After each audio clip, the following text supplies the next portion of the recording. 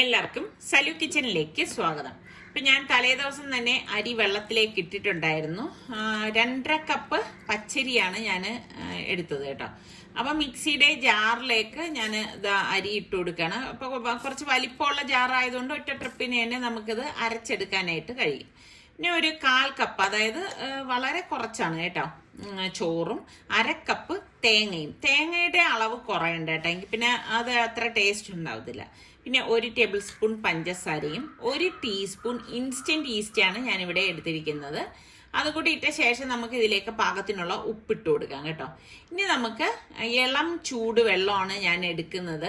അപ്പം ആ വെള്ളം കുറേശ്ശെ നമുക്ക് ആ അരിയും ചോറും ഒക്കെ നികക്കെ വരത്തക്ക രീതിയിൽ വെള്ളം ഒഴിച്ചു കൊടുത്താൽ മതി. അതിന് പ്രത്യേകിച്ചൊരു കണക്കൊന്നുമില്ല.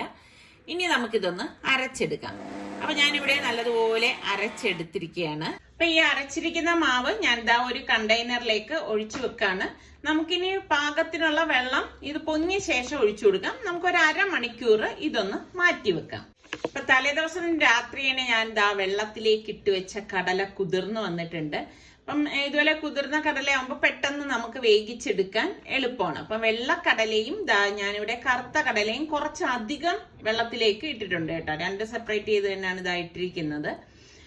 അപ്പൊ ഇനിയിപ്പം കടലയൊന്ന് വേവിച്ചെടുക്കണം. അപ്പൊ അത് നന്നായിട്ടൊന്ന് കഴുകിയ ശേഷം ഞാൻ കറുത്ത കടല പ്രഷർ കുക്കറിലേക്ക് ഇട്ട് കൊടുക്കാണ്. ഇട്ട് കൊടുത്ത ശേഷം നമുക്ക് ഇതിലേക്ക് പാകത്തിനുള്ള ഉപ്പും കൂടി ചേർത്ത് കൊടുക്കാം. ഇനി നമുക്ക് ആ കടല നികക്കെയുള്ള വെള്ളം ഒഴിച്ചിട്ട് കുക്കർ മൂടി വെയിറ്റ് ഇട്ടിട്ട് ഞാനൊരു 5 വിസിൽ വരെ ഇതൊന്ന് വേവിച്ചെടുക്കാണ് ചെയ്യുന്നത്. എന്റെ കുക്കറിന്റെ കണക്കെന്ന് പറയുന്നത് ഇതാണ് കേട്ടോ. വെള്ളക്കടലയും ഞാൻ കഴുകി എടുത്തിട്ട് മറ്റൊരു പ്രഷർ കുക്കറിലേക്ക് ഇട്ട് കൊടുക്കാണ് കേട്ടോ. അപ്പൊ ഞാൻ എപ്പോഴും കടല വേവിക്കുമ്പോൾ ഇതുപോലെ കുറച്ച് കൂടുതലായിട്ട് വെള്ളത്തിലേക്ക് ഇട്ടിട്ട് വേവിച്ചെടുക്കുകയാണ് ചെയ്യുന്നത്. അതും പാകത്തിനുള്ള ഉപ്പും കടല നികക്കെയുള്ള വെള്ളം ഒഴിച്ച് കുക്കർ മൂടിയിട്ട് ഇതും ഞാനൊരു 5 വിസിൽ വരെ തന്നെയാണ് വേവിച്ചെടുക്കുന്നത് കേട്ടോ. അപ്പൊ 5 വിസിൽ കേട്ട് കഴിഞ്ഞ് സ്റ്റീമൊക്കെ പോയ ശേഷം മാത്രമേ ഞാനിത് തുറക്കത്തുള്ളൂ. വലൈക്കും അസ്സലാം. എത്ര കിലോമീറ്റർ പോയി ബേട്ടാ?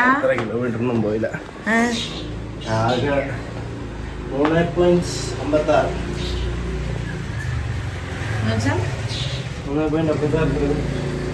അത്ര വെള്ള എവിടെ വരെ പോയി? അവിടെ ജിമ്മും കഴിഞ്ഞ് അമ്പലമൊക്കെ കഴിഞ്ഞത്. എന്തുവാണേ കുക്കറിലെ സ്റ്റീം ഒക്കെ പോയ ശേഷം ഞാൻ കുക്കർ ഓപ്പൺ ചെയ്തു. നമ്മുടെ കടല പാകത്തിന് വെന്ത് വന്നിട്ടുണ്ട്. അപ്പൊ ഞാനിത് കുറച്ച് കൂടുതൽ ഇങ്ങനെ എടുക്കാൻ കാര്യം എന്താണെന്ന് വെച്ചാൽ ഇതിനി നന്നായിട്ടൊന്ന് ഞാൻ ഡ്രെയിൻ ചെയ്തെടുക്കും. നന്നായിട്ട് തണുത്ത ശേഷം ഞാനിത് സിപ്പ് ലോക്ക് കവറിലാക്കി ഫ്രീസറിൽ സൂക്ഷിക്കുകയാണ് ചെയ്യണത്. അപ്പൊ കറുത്ത കടല കറി വെക്കാൻ വേണ്ടിയിട്ട് ഞാൻ ഇവിടെ ഒരു 1/4 കപ്പ് തേങ്ങ എടുത്തിട്ടുണ്ട്.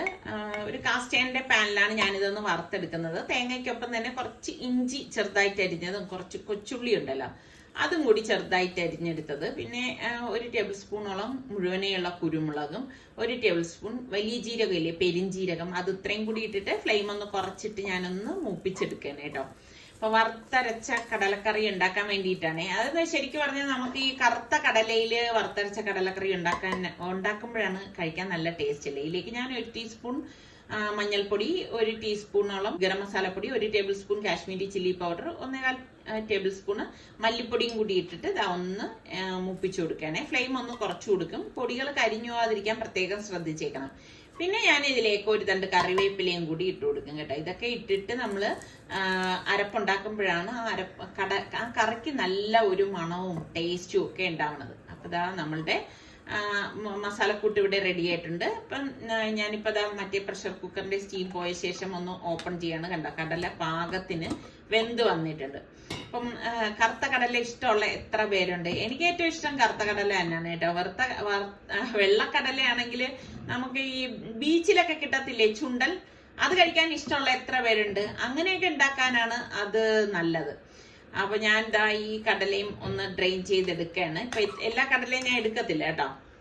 ഞാൻ ഇതാ നമ്മുടെ തേങ്ങയുടെ കൂട്ട് ഒന്ന് തണുത്ത ശേഷം മിക്സിയുടെ അരയ്ക്കുന്ന ജാർ എടുത്തിട്ട് അതിലേക്ക് ഇട്ടിട്ട് നമുക്കിനി ഇതൊന്ന് അരച്ചെടുക്കാം കേട്ടോ.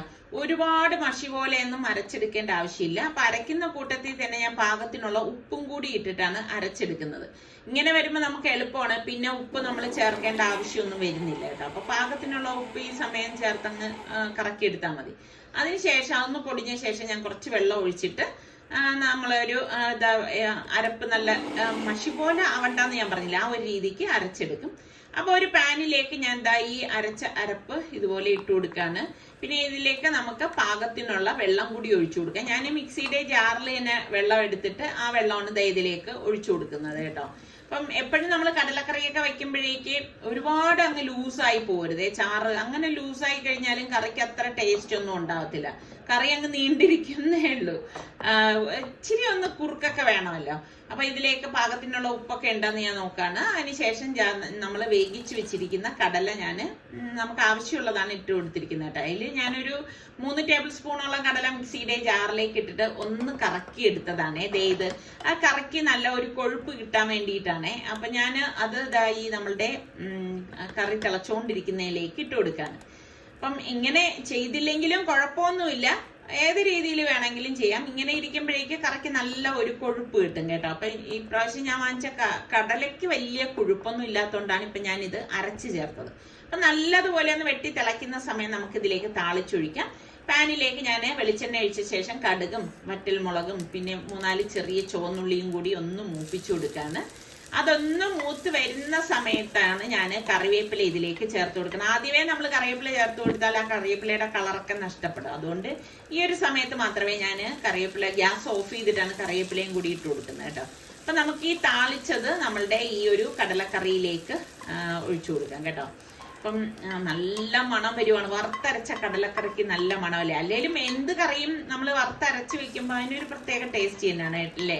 എനിക്ക് ഭയങ്കര ഇഷ്ടമാണ് കേട്ടോ വറുത്തരച്ച കറികളൊക്കെ കഴിക്കാനായിട്ട്. പക്ഷെ ഉണ്ടാക്കാൻ ഇച്ചിരി മടിയാണെന്നേ ഉള്ളൂ. നിങ്ങൾക്കൊക്കെ എങ്ങനെയാണ്? വറുത്തരച്ച കറികളോട് ഇഷ്ടമുള്ളവരുണ്ടോ?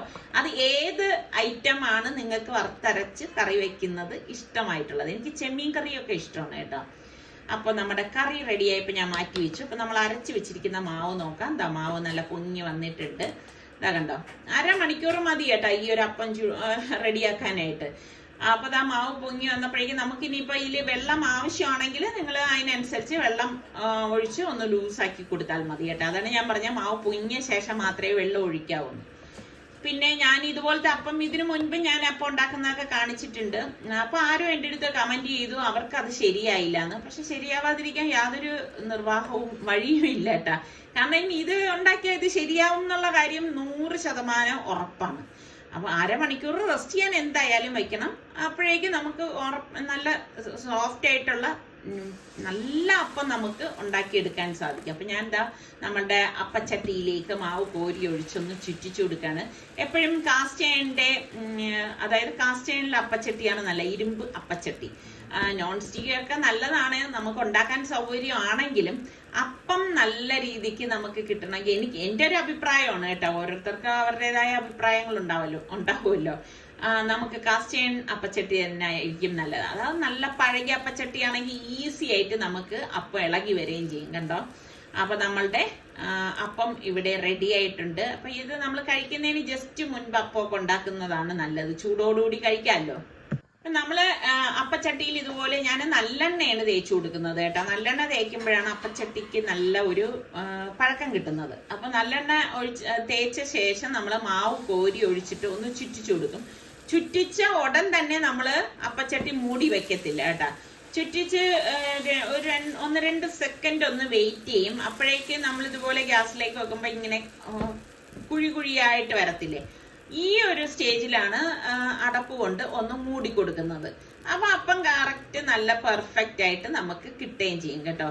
അപ്പൊ എപ്പോഴും നമ്മൾ അപ്പച്ചട്ടി ഉപയോഗിച്ചില്ലെങ്കിലും കഴുകി ഇടക്കിടക്ക് നല്ലെണ്ണ തേച്ച് വെച്ചിരുന്നാൽ ഈസി ആയിട്ട് നമുക്ക് കാസ്റ്റ് അയണില് അപ്പമൊക്കെ ഇളകി കിട്ടും. അപ്പൊ ഇതാണ് നമ്മളുടെ ഇന്നത്തെ ബ്രേക്ക്ഫാസ്റ്റ്. നല്ല കോമ്പിനേഷൻ അല്ലേ? ഈ ഒരു കോമ്പിനേഷൻ എനിക്ക് ഭയങ്കര ഇഷ്ടമാണ് കേട്ടോ. ഇന്ന് ഞാൻ ധൃതി പിടിച്ച് ഇതൊക്കെ ചെയ്യാനുള്ള കാര്യം എന്താണെന്നറിയാവോ? ഇന്ന് റിച്ചുവിന് ഒരു എക്സാം ഉണ്ട്. അപ്പൊ ആ എക്സാമിന് വേണ്ടിയിട്ട് അവൻ പോവാണ്. അപ്പൊ പോയപ്പോഴേക്കും നമ്മളെല്ലാരും പറഞ്ഞു. അപ്പൊ ആദ്യം ഞാൻ പറഞ്ഞു ഞാൻ വരുന്നില്ല എന്ന് പറഞ്ഞു. നിസാറിക്ക് അടുത്ത് കൊണ്ടുപോകാൻ പറഞ്ഞപ്പോ നിസാറിക്ക് പറഞ്ഞു അല്ല ഞാനും കൂടെ പോയാലേ നിസാറിക്ക് പോകുള്ളൂ എന്ന് പറഞ്ഞു. അപ്പോഴേക്ക് പിന്നെ ഫാബിമോൾ ഉണ്ടല്ലോ, അപ്പൊ ഫാബിമോളെയും കൂടി കൊണ്ടുപോകാന്ന് പറഞ്ഞു. പിന്നെ സൽമാൻ വന്നു. ചുരുക്കം പറഞ്ഞാൽ എല്ലാവരും കൂടിയിട്ടാണ് റിച്ചുവിനെ കൊണ്ടുപോകുന്നത്. അപ്പൊ റിച്ചു പറയുന്നുണ്ട് ഇതെന്താ LKGക്ക് എക്സാമിന് കൊണ്ടുപോകുമ്പോഴാണല്ലോ വീട്ടിൽ നിന്ന് എല്ലാവരും ഉണ്ടല്ലോ എന്നുള്ളത്. അപ്പൊ നമുക്ക് സത്യം പറഞ്ഞ ഇങ്ങനെ ഈ ഒരു എവന്റെ എക്സാമിന്റെ പേരില് വെളിയിലൊക്കെ ഒന്ന് കറങ്ങാലോ എന്ന് വിചാരിച്ചിട്ടാണ് ഞങ്ങള് കൊണ്ടുപോണത് കേട്ടോ. അപ്പൊ ഞാൻ ചോദിച്ചു നീ എക്സാമിനൊക്കെ പ്രിപ്പയർ ചെയ്തോന്ന് ചോദിച്ചു. പ്രിപ്പറേഷൻ ഒന്നും പ്രത്യേകിച്ചൊന്നും നടന്നിട്ടില്ല കേട്ടോ. ഇതൊക്കെ ഇവർക്ക് സഡൻ ആയിട്ട് വരുന്നതാണ് ഇങ്ങനെ എക്സാം ഉണ്ടെന്നൊക്കെ ഉള്ളത്. ഇനി എന്ത് എഴുതും എന്നുള്ള കാര്യമൊന്നും എനിക്കറിയില്ല.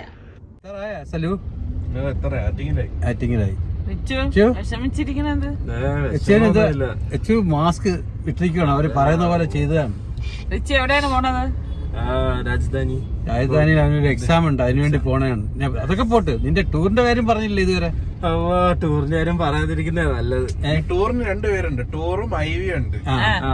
IV എന്നാണ് കറക്റ്റ് പറയണ്ട. കറക്റ്റ് ഉണ്ടാക്കിയത് ഇപ്പോഴാണ്. ഇവര് IV എന്ന് വെച്ചാൽ ഇൻഡസ്ട്രിയൽ വിസിറ്റ്, ഇവരുടെ IV മറ്റേ ഹോസ്പിറ്റലിൽ IV ആയിരുന്നു. പിന്നെ ടൂർ എന്ന് പറയുമ്പോ മലയാള വാക്കാണ്, അത് നിങ്ങൾ ഊഹിച്ചെടുത്തോളൂ. ഒരു വെടിക്ക് 2 പക്ഷി 2 കാര്യവും നടന്നു. അത് പകുതി വെച്ച് നിർത്തി തിരിച്ചു വന്നു. കംപ്ലീറ്റ് ചെയ്തിട്ടില്ല. നീ എന്നെ പറ. കാര്യമെന്ന് പറയാൻ ഇത് കോളേജ് വഴിയല്ല പോയത്. ഇനി നിങ്ങൾ പോകുമ്പോ എപ്പോഴും ഓർക്കണം കോളേജ് വഴിയേ പോവാവൂ. അവര് സജസ്റ്റ് ചെയ്യുന്നതേ പോവാവൂ. അത് മാത്രമല്ല അഗ്രിമെന്റ് ചെയ്യാം. പിള്ളേർ കോർഡിനേറ്ററിനാക്കി വെച്ച് അവര് അവരുടെ ഇഷ്ടത്തിന് ഓരോന്ന് സെറ്റ് ചെയ്യും. അവര് തന്നെ അഗ്രിമെന്റ് പോലും ചെയ്തില്ല. വലിയ ഇഷ്യൂ ആയി. പോട്ടെ, ഇനി അതൊന്നും പറഞ്ഞിട്ട് കാര്യമില്ല. കഴിഞ്ഞ പക്ഷെ ജീവിതത്തിൽ നീ ഓർക്കത്തില്ല ഇതല്ല. അത് ഓർക്കണം. പൈസയും പോയി, കൊറേ അകത്തൊന്നും പോയി. നീ വെള്ളം ഉണ്ടാക്കല് വീട്ടിൽ പോണോ? അല്ല, അത് തന്നെയല്ലേ കൂടെ ഉള്ള എല്ലാരും പറഞ്ഞത്. എന്നിട്ട് അച്ഛനും അമ്മയൊക്കെ പറഞ്ഞു വേണ്ടെന്ന് പറഞ്ഞ് അവരുടെയൊക്കെ ഇതായിരിക്കും. നമ്മള് പറഞ്ഞില്ല. പോട്ട്. അങ്ങനെ നമ്മള് വർത്തമാനമൊക്കെ പറഞ്ഞ് വന്നപ്പോ സമയം പോയത് അറിഞ്ഞില്ല കേട്ടാ. കോളേജ് എത്തിയായിരുന്നു. അപ്പൊ ഈ കോളേജിനെ സംബന്ധിച്ച്, അതായത് നമ്മളെ കുടുംബത്തില് ഒരു പ്രത്യേകതയുണ്ടേ. കാരണം നമ്മുടെ കുടുംബത്തിലെ പിള്ളേരെല്ലാരും ഈ ഒരു കോളേജില് എന്തെങ്കിലുമൊക്കെ എക്സാം എഴുതാനായിട്ട് വന്നിട്ടുണ്ട്, നമ്മുടെ ഫാബിമോൾ ഉൾപ്പെടെ കേട്ടാ. അങ്ങനെ അവിടെ നോക്കുമ്പോഴേക്കുണ്ട് അത്യാവശ്യം പിള്ളേരൊക്കെ ഇതേ വന്നിട്ടുണ്ട്. പിന്നെ അവർക്ക് എന്തൊക്കെ പ്രൊസീജിയറും കാര്യങ്ങളൊക്കെ ഫോർമാലിറ്റീസ് ഒക്കെ ഉണ്ടല്ലോ. അപ്പം അതിനൊക്കെ വേണ്ടി റിച്ചു അവിടെ നിന്ന് നമുക്ക് ടാറ്റ ബൈ ബൈ ഒക്കെ പറഞ്ഞു പോയി. അപ്പൊ ഞാനിങ്ങനെ വണ്ടിയിലിരിക്കുമ്പോൾ സലു പറയേണ്ടത് എന്ത് രസമുള്ള പ്രകൃതിയല്ലേ അമ്മ ഇങ്ങനെ വണ്ടി ഇരുന്നാണ് ആസ്വദിക്കുന്നതെന്ന്. പക്ഷെ എനിക്ക് വെളിയിലേക്ക് ഇറങ്ങാൻ വയ്യ, കാരണം അത്ര നല്ല വെയില് കേട്ടാ. അപ്പൊ എനിക്കിവിടെ ഇരുന്നിട്ടാണെങ്കിൽ എനിക്കെന്തോ നമുക്ക് ഈ വെറുതെയൊക്കെ ഇരിക്കുമ്പോൾ വിശക്കും എന്ന് പറയത്തില്ലേ, അതുമാതിരി ഞാൻ സലുവിൻ്റെ അടുത്തോണ്ട് സലു എനിക്ക് വിശക്കുന്നെന്ന് പറഞ്ഞു. അങ്ങനെ ഇപ്പം നമ്മളിതാ കുറച്ച് ഇങ്ങോട്ട് മാറിയിട്ടാണേ ഒരു റെസ്റ്റോറൻ്റ് ഉണ്ട്. അപ്പോൾ അവിടേക്ക് വന്നു. അപ്പോൾ ഊണിൻ്റെ ടൈം ആയിരുന്നു കേട്ടോ. അങ്ങനെ നമ്മൾ ഊണാണ് വാങ്ങിയത്. സലു വേറൊന്നും വാങ്ങിയില്ല കേട്ടോ, അവൻ ഡയറ്റിലാണ്. പിന്നെ ഞാനും സർക്കാക്കും മോക്കുള്ള ഊണാണ് കൊണ്ടുവന്നത്. ഈ കാണുന്ന ആംബിയൻസ് ഒക്കെ ഉണ്ടായിരുന്നുള്ളൂ കേട്ടോ. അപ്പം എനിക്കങ്ങനെ വലിയ ടേസ്റ്റ് ആയിട്ടൊന്നും തോന്നിയില്ല ഊണ്. കഴിച്ചു കഴിഞ്ഞ ശേഷം എനിക്ക് തോന്നി കഴിക്കേണ്ടായിരുന്നു എന്ന് തോന്നിപ്പോയി. കാരണം എനിക്ക് എന്തോ വല്ലാതെ പോലെ ഫീൽ ചെയ്തു. അപ്പം ഞങ്ങൾ പിന്നെ നേരെ കോളേജിലേക്ക് തന്നെ വന്നപ്പോഴേക്ക് ഇതാ എക്സാം എഴുതി കഴിഞ്ഞിട്ട് നമ്മുടെ ആളിതാ കണ്ട വരുന്നത്. എവിടെ എക്സാമിന് പോയാലും ആദ്യം എഴുതി ഇറങ്ങണ കൂട്ടത്തിൽ ഉണ്ടാവും കേട്ടാ നമ്മുടെ റിച്ചു കുട്ടായി.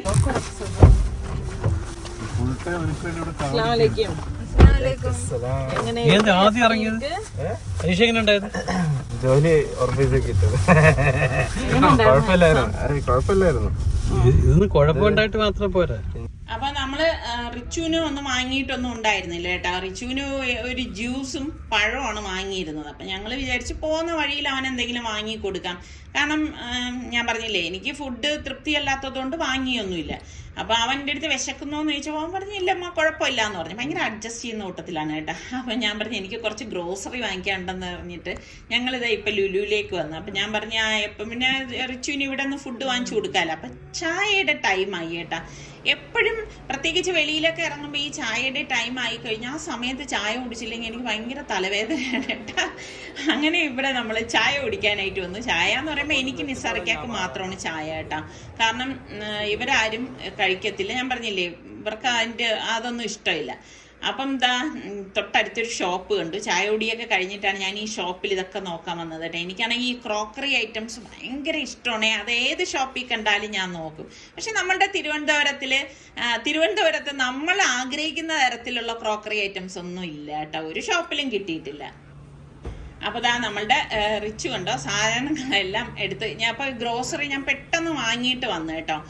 അധിക സമയമൊന്നും ഞങ്ങൾ അവിടെ സ്പെൻഡ് ചെയ്തൊന്നുമില്ല. അപ്പം ഇതാണ് റിച്ചുവിനെ കൂട്ടിയാലുള്ള ഗുണം എന്ന് പറഞ്ഞാൽ. അപ്പം റിച്ചു വാങ്ങിച്ചത് ഒരു ഷവർമ മാത്രമേ വാങ്ങിയിട്ടുള്ളൂ കേട്ടോ. അവൻ്റെ കയ്യിലിരിക്കുന്നത് കണ്ടോ, അത് മാത്രമേ അവൻ വാങ്ങിച്ചിട്ടുള്ളൂ, വേറൊന്നും വാങ്ങിയിട്ടൊന്നുമില്ല. അപ്പം പെട്ടെന്ന് ആ സാധനമൊക്കെ എടുത്ത് വെച്ച് തന്നു. അപ്പം അവൻ ഇതുപോലെ എന്തെങ്കിലും വിശക്കുമ്പം വാങ്ങിച്ച് ഇതുപോലെ ചെറിയ ഐറ്റംസ് എന്തെങ്കിലുമൊക്കെ മതിയാവും കേട്ടോ. അപ്പം ഞങ്ങൾ ചോദിച്ചായിരുന്നു നിനക്ക് വേറെ എന്തെങ്കിലും കഴിക്കാൻ വേണോ, വിശക്കുന്നു എന്ന് ചോദിച്ചപ്പോൾ പറഞ്ഞില്ല, എനിക്കിത് മാത്രം മതി എന്നാണ് പറഞ്ഞത്. അങ്ങനെ അതൊക്കെ കഴിഞ്ഞ ശേഷം ഞങ്ങൾ ഇതാ നേരെ ഇനി വീട്ടിലേക്കാണ് പോണത്. അപ്പം ഇങ്ങനെയൊക്കെ ഈ വല്ലപ്പോഴും ഒക്കെ വെളിയിൽ ഇറങ്ങുമ്പോഴേക്ക് ഇപ്പൊ കുറച്ച് ദിവസമായി നമ്മൾ അങ്ങനെ വെളിയിലൊന്നും ഇറങ്ങലൊന്നും ഉണ്ടായിരുന്നില്ല കേട്ടോ. അപ്പം ഇറങ്ങുമ്പോഴേക്ക് ഭയങ്കര ഒരു സന്തോഷമാണ്. പുറത്തൊക്കെ ഇറങ്ങി 4 പേരെയൊക്കെ കാണുമ്പോഴും ഇതുപോലെയൊക്കെ അതൊരു പ്രത്യേക സുഖം തന്നെ അല്ലേ. അങ്ങനെ യാത്ര ചെയ്യാൻ ഇഷ്ടമുള്ളവരും നമ്മുടെ കൂട്ടത്തിലൊക്കെ ഉണ്ട്. അങ്ങനെ ഞങ്ങൾ ഇതാ നേരെ വീട്ടിൽ വന്നപ്പോഴേക്കുണ്ട് നമ്മളുടെ കുട്ടൻ ദാ നിന്ന് ഇങ്ങനെ നമ്മളൊക്കെ കണ്ട സന്തോഷത്തിൽ അവിടെ നിന്ന് എഴുന്നേറ്റ് നിന്ന് എന്തോ സല്യൂട്ട് ചെയ്യണത് പോലെയൊക്കെയാണ് എനിക്ക് ഫീൽ ചെയ്യുന്നത് കേട്ടോ. നമ്മുടെ ഈ ഒരു പൂച്ചക്കുട്ടന് നമ്മുടെ റിച്ചു പേരിട്ട, അത് നിങ്ങൾ അറിഞ്ഞില്ലല്ലോ, വസീം എന്നാണ് പേരിട്ടത് കേട്ടോ. വസീം എന്ന് വിളിച്ചാൽ ഓടി ഇപ്പം അടുത്ത് വരും. അവൻ്റെ ചെവിയിലൊക്കെ ആരാണ്ട് കടിച്ചു പറിച്ച പാടൊക്കെ ഉണ്ട് കേട്ടോ. കാരണം ഇതിപ്പോൾ നമ്മളുമായിട്ട് നല്ല ഇണങ്ങിയ നല്ല ഒരു സ്നേഹമുള്ള പൂച്ച കേട്ടോ. ഇനി ഞാൻ നിങ്ങളെ ഒരു സ്ഥലത്തേക്ക് കൂട്ടിക്കൊണ്ടുപോകാം കേട്ടോ. അപ്പൊ ഞാൻ ചില സമയമൊക്കെ ഇങ്ങനെ ചിന്തിക്കാറുണ്ട് കേട്ടോ. അതായത് അധികം ആർക്കും അറിഞ്ഞുകൂടാത്ത ചില സ്ഥലങ്ങളിലേക്കൊക്കെ നിങ്ങളെയൊക്കെ ഒന്ന് കൂട്ടിക്കൊണ്ടു പോകണം എന്നൊക്കെ ഇങ്ങനെ വിചാരിക്കാറുണ്ട് കേട്ടോ. അപ്പൊ ഈ ഒരു സ്ഥലം എന്ന് പറയുന്നത് ഞാൻ ഒരു ക്ലൂ തരാം. നമ്മളുടെ തിരുവനന്തപുരത്ത് തന്നെയാണ്. വളരെ പ്രശസ്തമായിട്ട് തിരുവനന്തപുരത്തുകാർക്ക് വളരെ പ്രശസ്തമായിട്ടുള്ള ഒരു സ്ഥലമാണിത് കേട്ടോ. അപ്പൊ നിങ്ങൾക്ക് അറിയാമെങ്കിൽ ഒന്ന് കമന്റ് ചെയ്യണം. ഇതിന്റെ ഉത്തരം എന്തായാലും ഞാൻ അടുത്ത വീഡിയോയിൽ പറയാം കേട്ടോ, എന്താണ് ഉത്തരം എന്നുള്ളത്. നല്ല രസമാണ് കേട്ടോ ഇവിടെ വന്ന് നിൽക്കുമ്പോഴേക്ക്. അതുപോലെ തന്നെ ഇതിന്റെ തൊട്ടടുത്താണെങ്കിൽ കുട്ടികൾക്കൊക്കെ ഉള്ള ഒരു പാർക്കുണ്ട്. വളരെ പ്രകൃതി രമണീയമായ ഒരു സ്ഥലം എന്ന് തന്നെ പറയാം കേട്ടോ. എനിക്കാണെങ്കിൽ ഇങ്ങനെയൊക്കെ ഉള്ള ഈ പ്രകൃതിയും ഇതുപോലെയുള്ള വെള്ളച്ചാട്ടവും വെള്ളവും ഒക്കെ കാണുമ്പോൾ ഭയങ്കര ഇഷ്ടമാണ് കേട്ടോ. നല്ല രസമുണ്ട്. അവിടെ ഏതോ ഒരു സീരിയലിന്റെ ഷൂട്ടിംഗ് ഒക്കെ നടക്കുന്നുണ്ടായിരുന്നു. എനിക്കാണെങ്കിൽ ഇവിടെ നിന്ന് വരാനേ തോന്നുന്നില്ല. അപ്പൊ ഈ സ്ഥലത്തെക്കുറിച്ച് അറിയാവുന്നവര് ഒന്ന് കമന്റ് ചെയ്യണേ. അപ്പൊ നമ്മളുടെ ചാനൽ കണ്ടോണ്ടിരിക്കുന്നവരിൽ സബ്സ്ക്രൈബ് ചെയ്യാതെ കാണുന്ന ആരെങ്കിലും ഒക്കെ ഉണ്ടെങ്കിൽ നിങ്ങൾക്ക് ഇഷ്ടപ്പെടുകയാണെങ്കിൽ സബ്സ്ക്രൈബ് ചെയ്യാനോ ആ ബെല്ലൈക്കൺ പ്രസ് ചെയ്യാനോ ഒന്നും മറന്നു വരുത്. അപ്പോൾ ഓൾ എന്നൊരു ഓപ്ഷൻ വരും, അതും കൂടി ക്ലിക്ക് ചെയ്യുമ്പോൾ മാത്രമേ ഞങ്ങൾ വീഡിയോസ് ഒക്കെ ഇടുമ്പോൾ നിങ്ങൾക്ക് നോട്ടിഫിക്കേഷൻ ഒക്കെ കിട്ടത്തുള്ളൂ. അപ്പൊ അടുത്ത നമുക്ക് നല്ല റെസിപ്പി അടിപൊളി വ്ളോഗായിട്ടൊക്കെ കാണാം. അതുവരയ്ക്കും എല്ലാവർക്കും ബൈ.